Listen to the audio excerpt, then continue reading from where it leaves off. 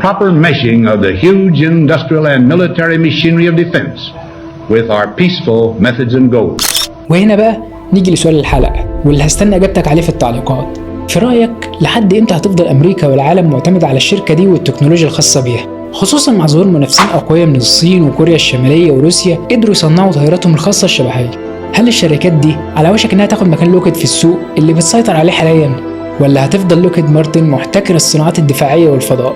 وهل إحنا كعرب عندنا إمكانيات تخلينا نقدر نصنع تكنولوجيا زي دي ويتم إنتاجها وتطويرها بالكامل عندنا ولا لأ؟ ولو ده حصل فمين الدولة الأقرب لده؟ ولو لأ فإيه السبب؟